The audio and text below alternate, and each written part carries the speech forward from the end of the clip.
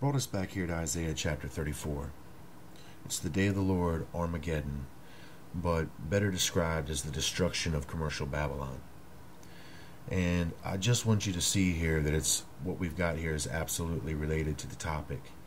And it's going to reveal some very incredible information here. It's going to make the connections it's worth showing as it's connected. First thing you need to understand is that Isaiah 34 in the Iraqi dinar is the full manifestation of Isaiah chapter 34.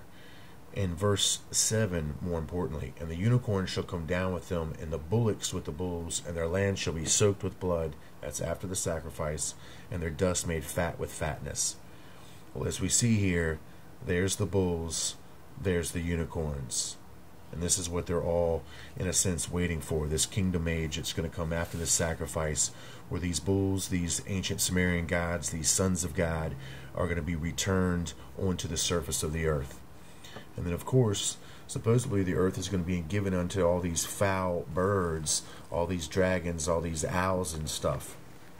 Well, now we see verse 15 interests us greatly, and it describes, there shall the great owl make her nest, and lay, and hatch, and gather under her shadow.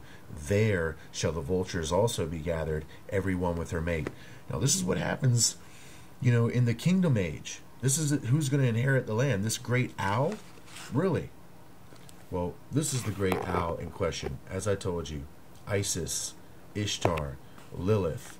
There we have it. There's our great owl, and you see it trying to submit the lions, just as you see the Iraqi dinar showing you. And then I want you to look up at the top and then see the fulfillment here. Let's see if I can get this to focus on it here.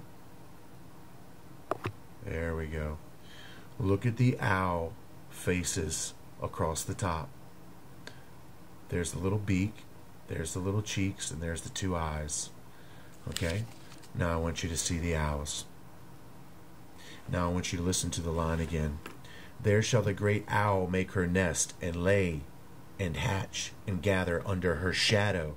Now I'm telling you that this occult is responsible for the controlling of how much of this shadow is spreading upon the world. And there we see the connection with the great owl, its connection to the shadow, its ability to see in this darkness. And it's all biblical. 100%. So I just want you to see a little further that we originally started talking about chapter 59 of Isaiah. That verse 5 where we were talking here about these cockatrice eggs, and we're talking about these spider's web. Now I showed you the eye connection as it's beginning to manifest into the spider's web by showing you the appearance of the iris with the pupil now. Now I want you to see that we're exactly on track with exactly what Isaiah is saying here. It's the same thing.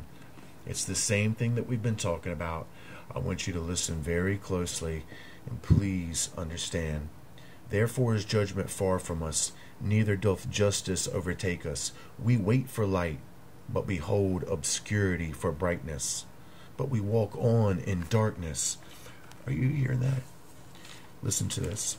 There's the obscurity for brightness. This is obscuring the light, creating the glare and the brightness. We behold obscurity for brightness. Therefore is judgment far from us, neither doth justice overtake us. We wait for light, that's Jesus Christ, but behold obscurity for brightness. But we walk on in darkness. We grope for the wall like the blind, and we grope as if we had no eyes. We stumble at noonday as in the night. We are in desolate places as dead men.